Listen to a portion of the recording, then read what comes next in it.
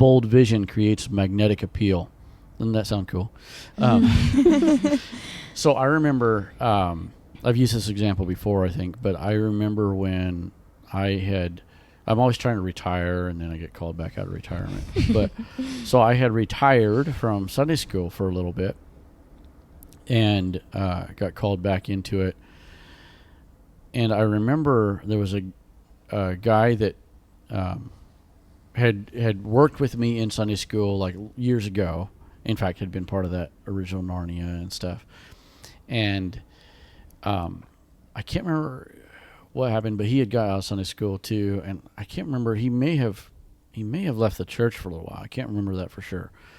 But anyway, he heard that I was getting back. I was going to take over Sunday school again. And he like went and talked to pastor, and then came and talked to me, and it's like, I want to be back involved. in Sunday school. He had no idea what we were going to do. He had no idea what the theme was or anything. And so, I mean, I'm not like bragging on myself, but it was like just so cool. Yeah, I was so cool that he just wanted to be with me. But wherever I was going, he remembered, some of the things we had how done. it was. Yeah, and so he was like, okay, I want to be a part of that. Yeah.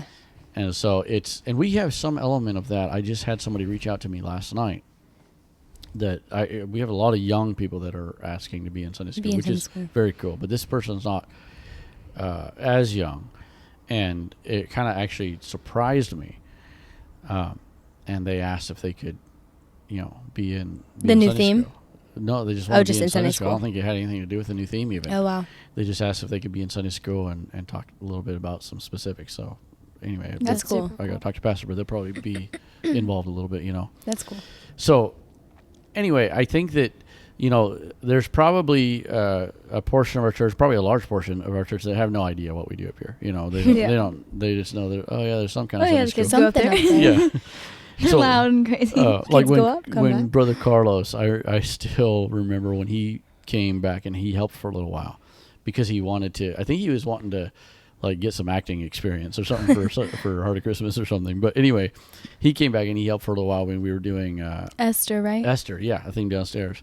And I just remember he was like flabbergasted. He was just blown away by. He's like. He kept on saying, "You do all this for the kids?" Mm-hmm. And he's like, "We had the microphones, the headset mics." He's like, "You have these for the kids?" That's funny. The script, all the decor. He was just like, he was looking around. He just couldn't believe it. You know? And so that's kind of neat.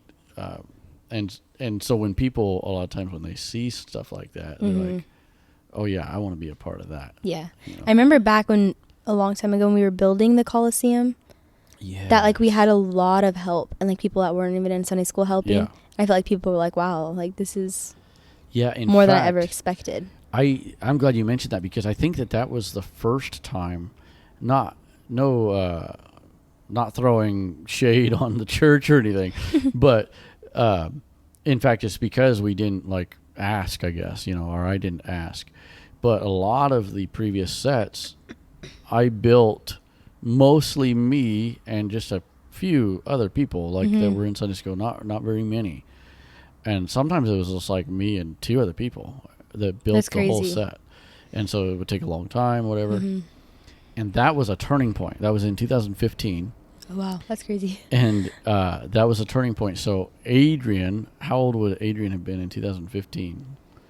Like 6, right? 7? He was born in 07. Yeah, so like what? Oh. 8? 8, yeah, 7 or 8 years old. But we built, a bunch of people were gone on a trip. I think it was like Freedom Camp or something. A bunch of people were gone on a trip. What is it, Freedom Camp? I think so. I think wow, it was like July-ish.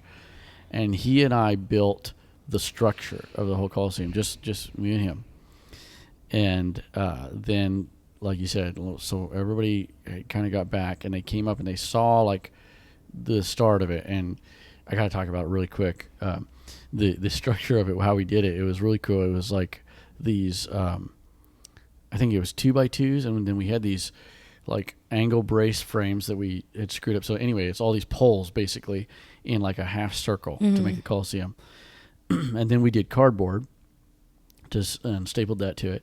And then we got the brown building paper, and we crumpled it all, which is something we do a lot now still. And then, but we had this system, and it was just like just me and him.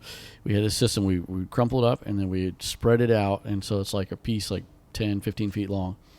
And then we had this spray glue, and we would spray it lightly on the paper, and then we had a bucket of sand and a bucket of dirt. Oh, wow. And we'd grab it and we'd sprinkle it all over that, and it would stick to the glue, and then we'd wait like just not very long at all, and then we'd roll it up gently, like it's just a big roll, and pick it up and shake it off in the garbage. Wow. And then we would hang it. I didn't know That's that. so cool. Yeah. That's I how you remember. made that. Because Yeah. remember one time, I remember one time we did something and we used like a stencil and we'd use the rock like spray Oh, paint. Yes. But that yes. was much more recent, much Yeah. higher technology. Yes, that was really cool too. What was that? Oh, I think it was our The castle. Wasn't the it? castle. We did that on the castle, I think.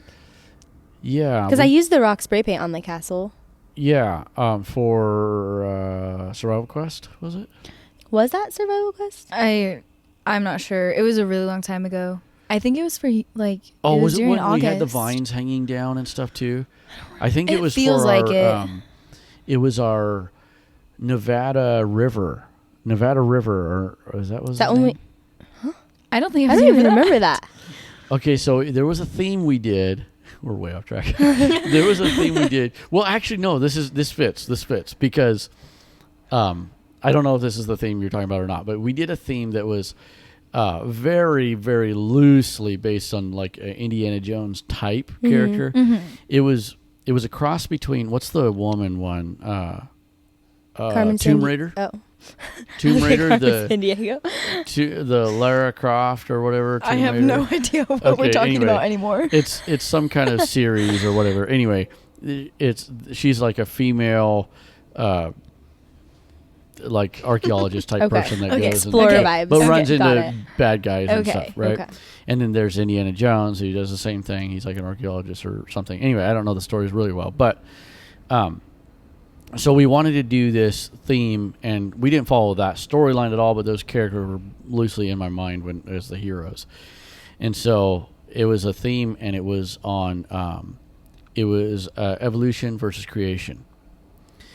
And so the hero, so Brian played the hero it was Nevada Rover. That's what it was, Nevada Okay. Rover. And that was like Indiana Jones, like Nevada Rover. And he had I have the picture of it, but he had a costume. He had like this hat, and he had like some kind of vest or jacket or something. And he might have had a whip. I'm not sure, but it was kind of cool.